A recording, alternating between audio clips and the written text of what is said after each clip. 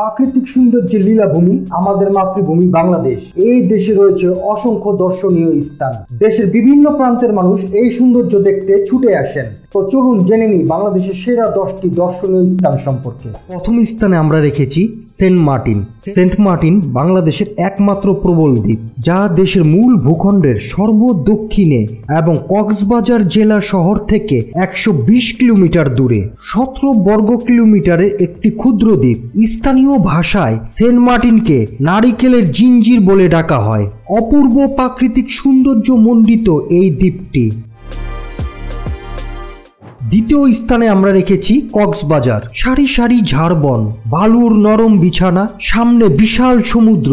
ছুটিতে বেরিয়ে আসার জন্য পৃথিবীর সর্ববৃহৎ সমুদ্র সৈকত কক্সবাজারের তুলনা হয় না। রয়েছে নীল জলরাশির গর্জন। মহেশখালী, কুতুবদিয়া, শৌলদিয়া, শাহপরী, সেন্ট মার্টিনে গিয়ে বেড়াতে পারেন হিমচরি ও ইরানি বিচও।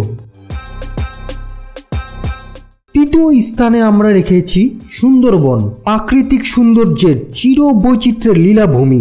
এই দেশের ঐতিহ্য এই সুন্দরবন। দেশের যে কোনো প্রান্ত থেকে সরাসরি খুলনা শহর এসে হোটেলে অবস্থান করে পছন্দের ট্যুর অপারেটরের সঙ্গে যোগাযোগ করে সুন্দরবনের যাত্রা শুরু করা যায়। 4 নম্বরে আমরা রেখেছি সাজেক। সাজেক ভ্যালি বাংলাদেশের রাঙ্গামাটি জেলায় বাঘাই উপজেলার সাজেক ইউনিয়নের একটি বিখ্যাত পর্যটন স্থান। বাঘাই উপজেলার সাজেক ইউনিয়নের একটি বিখ্যাত পর্যটক স্থান রাঙ্গামাটির একেবারে উত্তরে অবস্থিত। এই সাজেক ভ্যালিতে রয়েছে 2টি পাড়া, রুই রুই এবং কমলাক। 1985 সালে প্রতিষ্ঠিত এই রুই রুই পাড়া 1720 ফুট উচ্চতায় অবস্থিত। 5 নম্বরে আমরা রেখেছি রাতারগুল। রাতারগুল সিলেটের গোয়ালঘরে অবস্থিত। এখানে হিজুলি ফল ধরে আছে শত শত। মুদ্রা গাছকল, বড়ই অদ্ভুত এই জলের রাজ্য। কোনো গাছের হাঁটু পর্যন্ত ডুবে আছে পানিতে।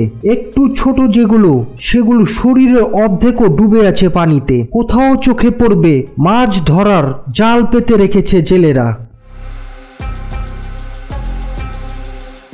6 নম্বরে আমরা রেখেছি নাফাকুম। বান্দরবনের এই বিস্ময়কর এই সৌন্দর্যের নাম নাফাকুম জলপ্রপাত। বাংলাদেশের 3টি পার্বত্য জেলার মধ্যে অন্যতম হচ্ছে বান্দরবন জেলা। ভ্রমণ পিয়াসী মানুষের পছন্দের তালিকায় শীর্ষে এর অবস্থান। নিঝুম দ্বীপ। নিঝুম দ্বীপ বাংলাদেশের একটি ছোট দ্বীপ। এটা নোয়াখালী জেলার হাতিয়া উপজেলায় অবস্থিত। 2001 সালের 8 এপ্রিল বাংলাদেশের সরকার পুরো দ্বীপটিকে জাতীয় উদ্যান হিসেবে ঘোষণা করে। 8 নম্বরে আমরা রেখেছি টাঙ্গুয়ার হাওর। এই টাঙ্গুয়ার হাওর সুনামগঞ্জ উপজেলার ধর্মপাশা ও তাহেরপুর উপজেলার মেঘালয় পাহাড়ের পাদদেশে অবস্থিত।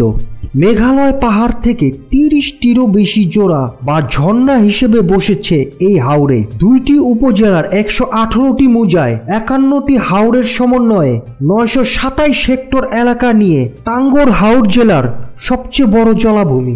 9 নম্বরে আমরা রেখেছি সাফারি পার্ক। এই সাফারি পার্ক বাংলাদেশের গাজীপুর জেলার শ্রীপুরের উপজেলায় মাওনা ইউনিয়নের বড় রাধুরা মুজার ও পিরোজ আলী ইউনিয়নের পিরোজ আলী মুজার খণ্ড খণ্ড শালবনের 4909.0 একর বনভূমির ছোপ বড় বিভিন্ন প্রজাতির প্রাণীর অবস্থল হিসেবে পরিচিত। 10 নম্বরে আমরা রেখেছি কুয়াকাটা।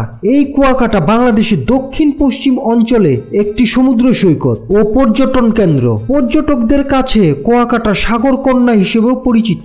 18 কিলোমিটার দীর্ঘ সমুদ্র বৈশিষ্ট্য কুয়াকাটা বাংলাদেশের অন্যতম নৈসর্গিক সমুদ্র সৈকত।